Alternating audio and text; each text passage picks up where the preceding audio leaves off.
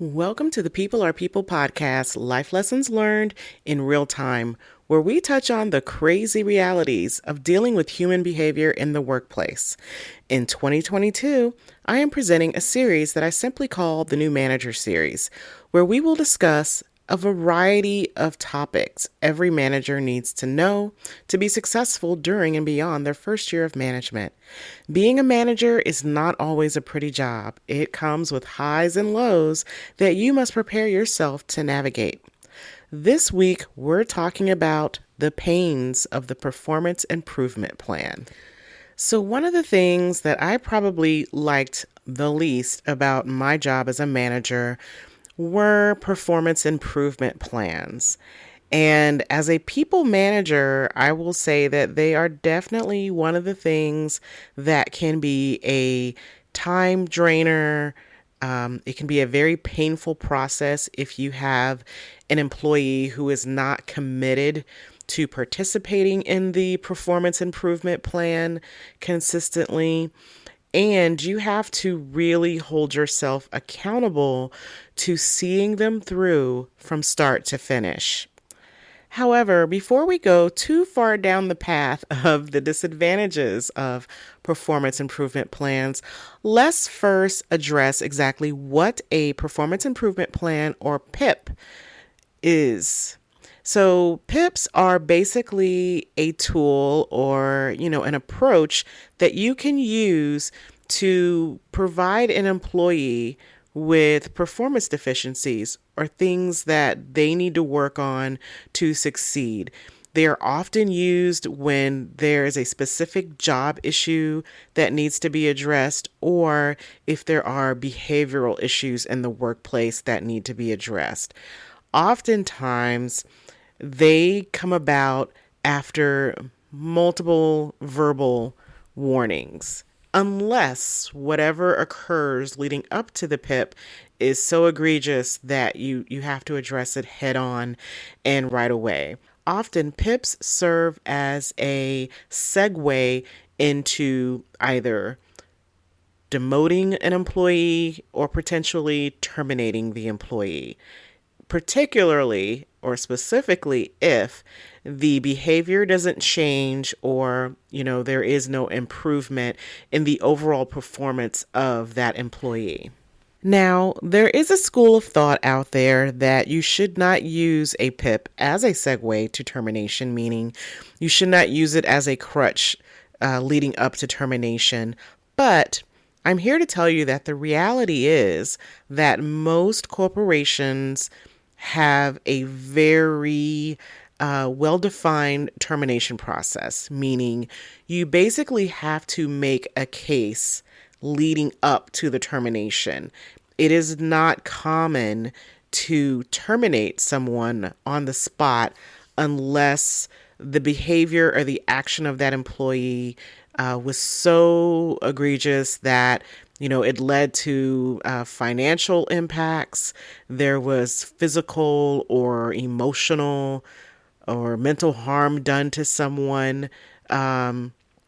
There was, physical threats, or if the company's propriety is at risk, like something has been divulged to another company, to a competitor, like the action of an employee has to be just so dangerous. And I'm just using that word to give you some real perspective of how much it often takes to terminate an employee. It can be very difficult in some workplaces to terminate an employee. So while there is the school of thought out there that a PIP should not be used as a component of termination, the reality is that you often have to demonstrate effort on your part to help an associate or an employee improve their behavior.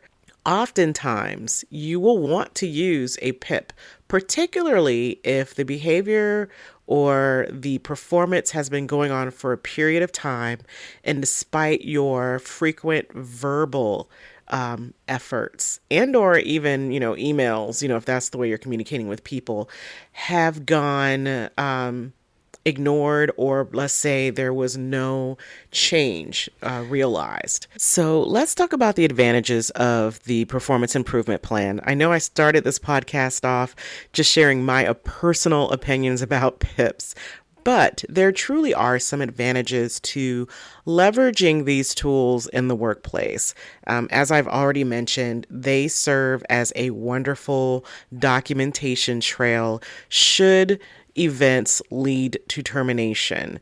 I can tell you that at least 3 times in my career, I've had to go to hearings, and they're not quote court hearings, right? But they're hearings with human resources where someone may have tried to file unemployment, or they're trying to say that the company wrongfully terminated them, and so you have to produce tangible proof that you tried to address the behavior and that you had been doing it for some time. And often you have to share emails. You have to, of course, try to recall the conversations that you had, but also the PIPs can be a wonderful demonstration of your effort to coach an employee towards improvement. So that is one of the advantages of using PIPs, is that it does create a documentation trail that you can point back to, particularly in situations where there are lawsuits that may occur, and maybe this lawsuit is a couple of years after the fact. I've also experienced situations where indirectly, for my department, I had to provide documentation that demonstrated effort on the part of my employees to coach another employee towards performance or improvement at the request of their direct manager. Now, another advantage of PIPs is that they do provide some level of expectation clarity for employees. So if the performance issues are a result of clarity on the part of the employee as it relates to your expectations or the expectations of the organization, PIPs are a great way, once again, to document what those expectations are and to ensure that the employee now understands in writing what the expectations are. Another great thing about PIPs are they can serve as milestones. So as you're, identifying things with the employee that they need to work on and how they're going to go about improving those things, you can use the PIP as a milestone marker or check for whether or not, over time, the employee is actually meeting each of those milestones. Are they hitting those expectations within the time frame that you're going to document within that performance improvement plan? Speaking of time, PIPs are, again, another great way to track the time frame in which you're expecting the employee to, adjust their behavior or improve their performance. Again, this provides the employee as well with a clear picture of how long they have to get it together. In other words, how long do they have to really improve their performance, demonstrate a change of behavior before they are taking off of the performance improvement plan.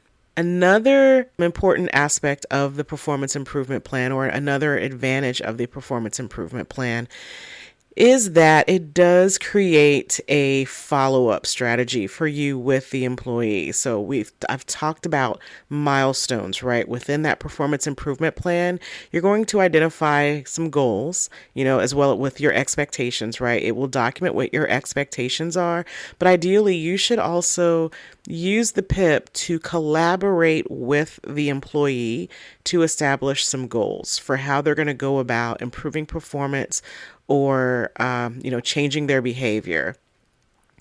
Oftentimes, managers want to do this in a silo, meaning they want to come up with the PIP, call the employee in, and then present the PIP to the employee. And that's not necessarily the best approach. You want to develop a PIP with the associate or the employee. Obviously, you want to identify what the problem is, right? So you'll have a problem statement of sorts on the performance improvement plan when they come in. You will have a problem statement most likely document it on the PIP at the time of your meeting with the employee. But as you go about outlining your expectations, you can do that with them in real time. That allows you to also ask if they have any questions about your expectations. And then from there, you and the employee can start to develop goals together. This then allows you to, use that time to assess, how competent or how confident are they that they're going to be able to meet those goals that you're setting within the time frame that you're both going to come up with. Now, I just threw out two words, competent and confident. So, if a component of this PIP has to do with performance improvement, you have to also address what training you're going to be providing to the employee, as well as, who's going to provide that. Are you going to pair them up with a preceptor type or mentor type on your team? Are they going to be working with the training department? What are all of the things that you're going to be doing to support the employee in their journey to improve? You want to document all of those things. And again, this is a great way for the employee to have some awareness up front about the degree, of which you're going to go to support them. And it's also a great time for them to ask questions and to understand their role versus that of the person mentoring them, coaching them, or training them. The confidence piece. Now, one of the things that you definitely want to ask, and it may be a hard question for some managers, but I encourage you to ask them, and that is to ask them how confident they are that they're going to be able to meet the expectations, the goals that are listed within that PIP. Sometimes there are things going on in people's lives that, ultimately impacts their performance in the workplace. So having some awareness for if those things are going to impact the ability of the employee to meet their goals, it will be useful to both you and the employee. Just asking them that question may also get them to thinking about it. And therefore, again, the two of you can come up with some mitigation strategies to work around, those things, those obstacles that would prevent the employee from being successful in getting off of the PIP. So the other thing for you to consider is, what if they acknowledge that they're not likely to meet the demands of the PIP? Then again, you both have some very hard decisions and conversations to have and to make, right? It may be that, again, we're identifying someone who is not a good fit for the organization, and now they either need to start considering, are they going to move on? Are they going to transfer? How can you help them be successful in making that journey? Again, whether that leads them out the door or to another position outside of your department. So how often are you going to meet with your employee to go over their PIP? This can happen daily initially, then become weekly. You could decide to meet with them bi-weekly, but you're going to want to set an agreed upon time frame for which you'll be touching base with them, again, to look at, how successful were they in meeting the demands of that PIP. Are there what are those obstacles that are getting in the way, and what do you guys need to do collectively to address them, if it's something that can be addressed collectively? At the end of the day, you are not necessarily going to be able to solve for world peace.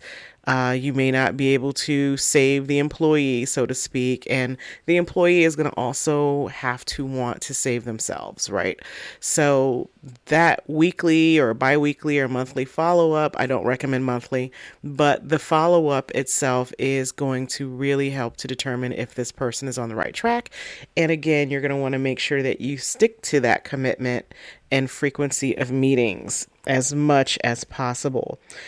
When you're done with the meetings, you always want to follow up with some form of documentation. Now, the documentation itself may be within the PIP or it may be via email, But you want to document what the outcome was of the meeting, meaning if you're identifying that this person is making progress and you've shared with them that you think they are making progress, you'll document that information.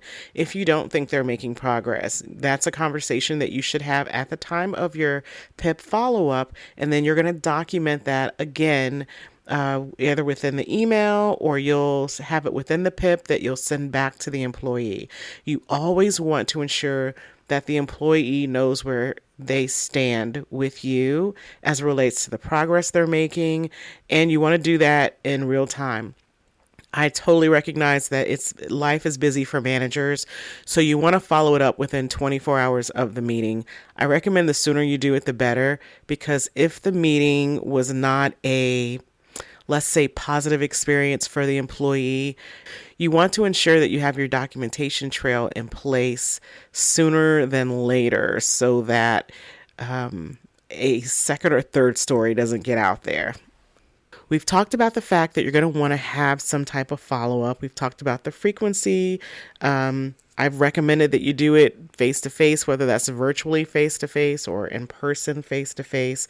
And I've recommended that you follow that up with some form of written documentation that just kind of captures what the discussion was and what the outcome was, where the progress of the employee is, and next steps.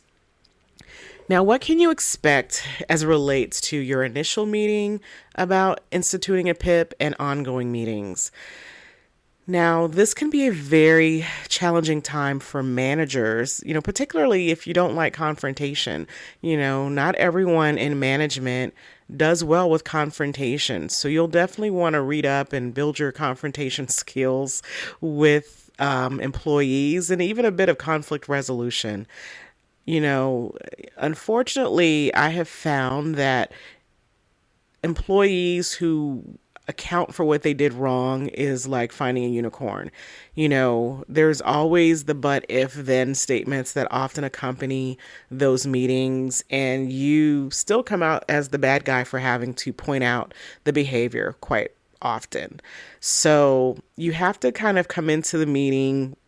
And this is my philosophy. You have to come into that meeting with a worst case scenario. There are people who may have emotional outbursts in those meetings. You may learn things about them that you did not know, such as personal issues that may have contributed to the behavior or, their performance in the workplace. But you will occasionally bump into those who acknowledge what they've done wrong and they want to know what it is they can do to change or improve the behavior. And they will, collaborate with you on the PIP, and they will stay true to it, and they will come off of it very successful. There are those, however, who will not be successful, and, they will either leave before the PIP is over, or you will definitely find yourself in a position where you have to terminate them. So just kind of keep that in mind, that the meeting itself may be difficult for both you and the employee, where you may have angry outbursts, you may have tears, or you may have apathy. There's also passive aggression that can occur during these sessions, and you just have to prepare yourself to deal with that situation as it is unfolding, and then just, start thinking about short-term, long-term strategies for what you might anticipate based on the first meeting as well as your follow-up meetings. Now, I talked about the need to be collaborative with your employees, so I just want to reiterate, it should be a conversation. Of course, you want to make sure you're very clear about why they are there, why you are looking to place them on a PIP, and then, of course, encourage them to share what they can do. How can you both proceed to address the issue? What are your next steps? How can you help them meet the expectations, and vice versa? What are they committing to do to improve their behavior? Finally, you want to be a good listener. It's very easy for us as managers to come into a meeting with our own mind and our own thoughts about how things are going to unfold. Sometimes we come in with a preconceived notion that they are guilty of something, And again, you may have to, rethink whether or not they even need to be on a PIP once you learn some additional details. Regardless of, whatever comes of the meeting, you always want to come in with an open mind, open ears, and just listen to what it is they have to say. For those who are silent, and that does happen, open the door to delaying the meeting for another 24 hours. Sometimes people just need to walk away and come back composed. I know it may go against some of the advice of others, but that's just been my experience. Sometimes you do have to allow people to kind of go away with the information and come back. Maybe you start the meeting out saying, this is what we have to do. Here's what I'm thinking. What are your thoughts? And you may need to give them the opportunity to walk away and come back with next steps. So, performance improvement plans can be challenging for many reasons, as I've already hinted at. They are time consuming, they do require commitment from you and the employee. And, just the initial confrontation component can be difficult as well, particularly if you are someone who does not enjoy confrontations or even having to potentially pull out your conflict resolution skills on the fly. But I will say that they do sometimes yield amazing results, and it can help to get your employee back on track with amazing performance and, yes, even good behavior. So, are you ready for your next PIP? Thanks for listening. That concludes our podcast for today. I want to thank you for taking the time to listen to this episode. If you liked it, please like the episode. I am a small fish in a big pond of podcasters, so your like may help to get me out there and exposed to other listeners out there who could benefit from this advice. Thank you. Stay safe, and I'll catch you in the next podcast.